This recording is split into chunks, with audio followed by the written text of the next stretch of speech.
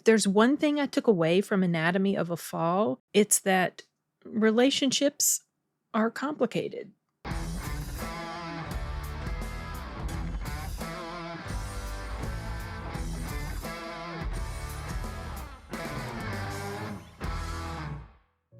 Last night, I went to go see Anatomy of a Fall, and I was looking forward to it, especially because I'd had to cancel my previous plan to see it earlier in the week because I was just way too busy with work. But I wanted to see it before I took off for Vegas, which is in a couple days. And I have some thoughts about this. The movie as a whole, I enjoyed quite a bit. Now, I like mystery type stories. I like courtroom dramas, which this very much was. But the movie, it's weird because this was a movie, but it didn't completely feel like a regular movie. Honestly, it felt like, I guess the best way I can describe this is to say that it felt almost like a reality movie because the performances felt so natural, and the way the filming was done, a lot of times it seemed like it was,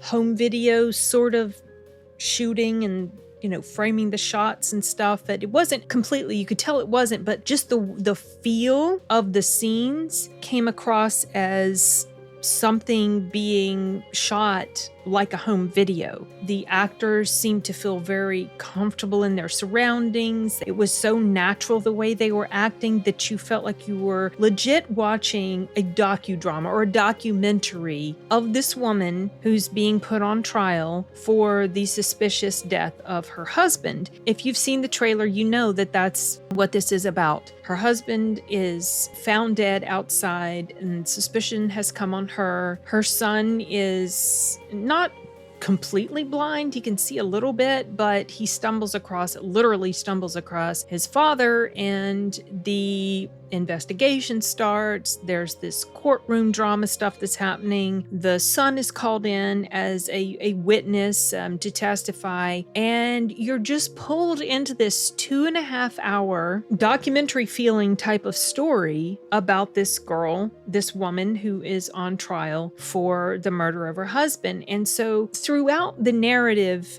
you see little by little, as I've mentioned before, the onion layers, like being peeled away from the situation. You find out there were a lot of complexities to the relationship she had with her husband. It was not picture perfect. It was complicated. It was messy. They were both very flawed people, and you saw that their relationship, it was murky and a bit hard to explain sometimes with their dynamic, but it was interesting because the way everything unfolded, it just felt like I wasn't bored at all because I was just mesmerized watching this stuff happening. And the acting in here, everybody's acting was exceptional. Specifically, that kid right there. Oh my, he was really, really good, and she was excellent. I have no complaints at all as far as that. I really don't even have any huge complaints about this movie at all, except there's maybe just two very, very minor things. They are not anything that I feel should dissuade anyone from watching this film. Not that I think my thoughts on a film should dissuade you, because as always, these are just my thoughts. And there have been many times that I've just had a difference of opinion with other people that watch the same thing I do. But what I mean is, I wouldn't take anything negative as an indication that this isn't worth your time. Be prepared to sit down and do quite a bit of reading because it's in French and English. But by that, I also mean this movie's very dialogue heavy. So be prepared for you got to read a lot of that stuff, but you also just have to sit there and think about the words that they're saying too, because the pictures that they're painting with their words and the explanations and the history that they had before the husband died. And it's complicated, like I said, and who knows the real truth. And I like that it was muddy. I also liked that it was very effective in its simplicity. We didn't get any pulse pounding score. We didn't get any fast cuts in editing. There were a lot of long holds that were done like on a person's face or on a scene, very close up shots of a person's mouth or their face, and interesting little tactics. Like there's a point in the movie where the son is saying something that the father had said to him before. And while he's telling this stuff, it's showing a scene of the father and him in the car, the father saying those words matching up perfectly with the way the kid is saying it. I thought that was really neat. I like that little simple touch. It worked really well. I've already mentioned there's no pulse pounding score, but there's actually no score at all. There's no music to set the mood for you. You have to generate this mood for yourself. And the brilliance of this film is that it does a really good job of setting that mood for you without having to use musical tricks, but just the performance of the actors and the dialogue and the story itself. That sets the mood for you. You don't need somber music to make you think pensive thoughts. You just are feeling it already because of the situation. That was really well done. I like that. And it took a bit for me to realize, there's no score. There is a part where there's music, but that's part of the story. It starts off where her character's giving an interview to somebody and there's music playing. And it's music that her husband is playing in another room. That's the music you hear. That's not, that's part of the scene. That's not really the score. The son plays piano sometimes. That's not the score. It's just he's playing piano. So like I said, it took me a little bit to realize, you know what? I don't think there's any score in this movie. Wow, this is really interesting. Also, some other tactics that were done. There would be, like, let's say, okay, when the son finds the body of his father and the mother is on the phone talking to the police, instead of focusing on, the normal typical shots of a person in a film and all these cuts, you're hearing the phone call happening, but the camera is focusing on just the dog lying there on the ground. There was another scene where the camera's just focused on the child as the adults are talking around him and he's looking back and forth at the adults as they're talking, and you're not seeing the adults, you're just hearing them and you're just seeing him. I thought that was really interesting. Different type of things that were done in here that aren't like your typical film. It wasn't filmed the way a typical film is done. It wasn't edited the way a typical film is edited. That's why I said it looks and feels a lot like a documentary or reality-based movie. And I thought it was very well done. I am not so sure that I would feel like a rewatch of it, but not because it's bad, just because it doesn't feel like it's something that's highly rewatchable. Certainly worth checking it out is if you like mysteries, if you like courtroom dramas or just even character dramas. I would say also mysteries. It's not really like a mystery story. I mean, bits of the truth are unfolding as you watch it, but it's not like your typical mystery or your typical courtroom mystery. So it's an interesting mix of different things, but not quite, you can't quite pigeonhole it into a specific sort of category maybe that you're used to when it comes to movies like this. Something I saw when I was reading more about this movie when I got home was that the title borrows directly from Anatomy of a Murder, which is a movie that I've referenced before when I talked about courtroom dramas. I think I mentioned it when I was talking about the courtroom drama, the Burial. And I mentioned Anatomy of a Murder. I really enjoyed that movie when I saw it. Granted, I was many decades younger. Maybe if I rewatched it, I wouldn't feel the same way, but I doubt it because that movie was really solid in its storytelling, and it was interesting with the characters and the dynamics in the courtroom. And of course, when I saw Anatomy of a Fall, the first thing I thought was Anatomy of a Murder. And so I thought that was cool that it borrowed, from that other movie.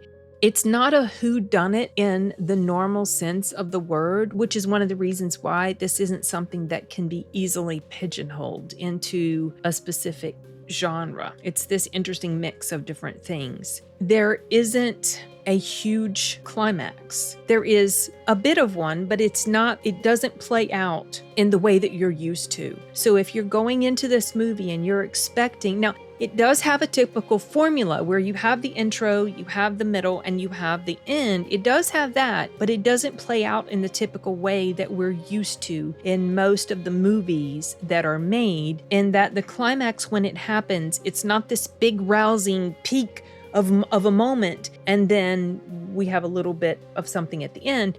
It's this moment that builds up to a certain situation, and that's kind of fleshed out a little bit more, and then the movie kind of tapers off and ends. I guess maybe some people might feel like that's a little bit unfulfilling, or maybe they feel like it's a bit anticlimactic or underwhelming. I honestly didn't feel that way, even though I could personally see why some people might feel that way. I noticed it and thought about it enough that I mentioned it in my notes. No huge climax. It was realistic the way it was presented. It was complicated the way real life is complicated. The characters are complicated. Also, something else I liked was how the court case was held. The environment of it was quite interesting. It was a similar sort of setup to what we're used to, like let's say in the US and most, I guess, other courts, but it was different. It felt a little bit more informal,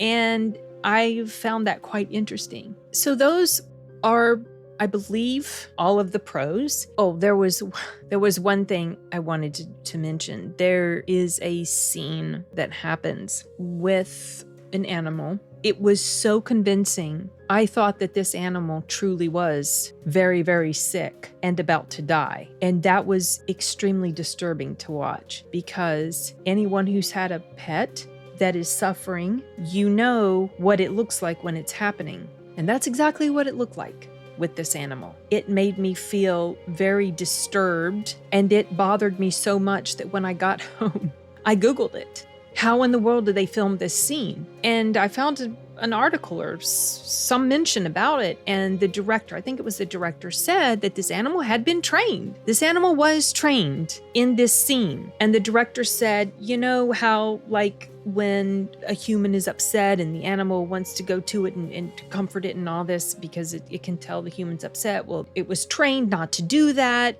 because the scene around it, there was crying and panic, and, you know, a human was upset. But I swear to goodness, y'all, I really would like to dig a little bit more into how they filmed that scene. I would love to see the behind the scenes of how they filmed that, because that was the most realistic looking depiction of an animal about to die that I have ever seen. And when I say realistic, I mean like tongue completely lolling out of the mouth, flopping on the floor, and the eyes kind of rolling up into the...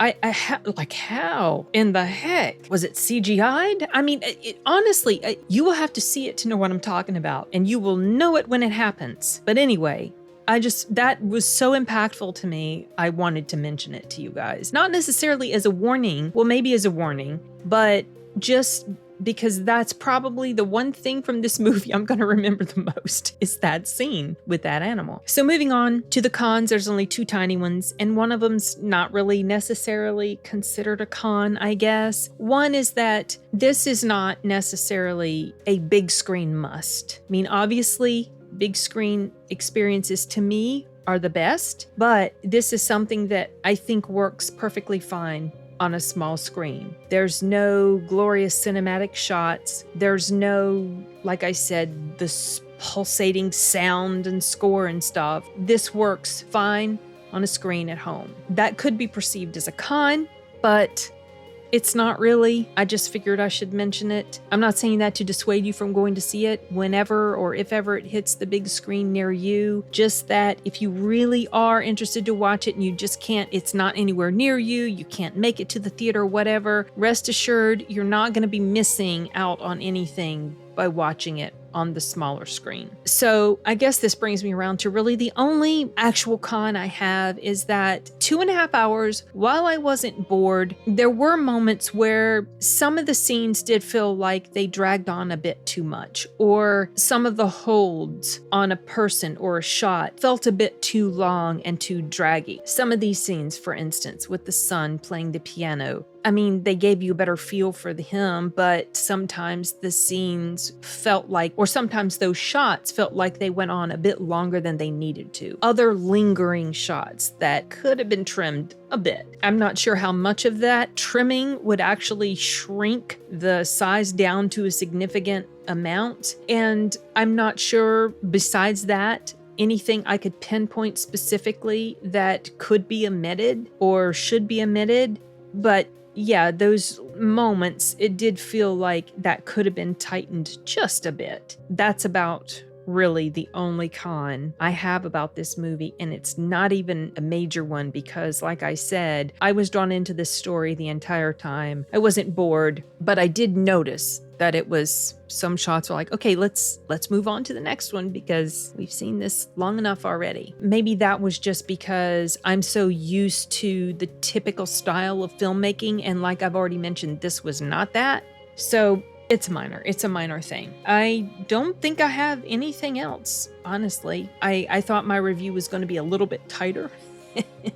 But it went on a bit longer than I expected. However, I think I'm done with pretty much everything I had written down. So yeah, those are my thoughts on Anatomy of a Fall, and wanted to talk about it with you guys. If you get a chance to watch it, I would like to know what you guys think as far as the different parts of it that stood out to me as worth mentioning. I really liked his performance too. That other guy it was showing, he was her attorney. I liked him too. Everybody was great in here. Okay, that's it. Wrapping this up. I'll see you guys later. Adios.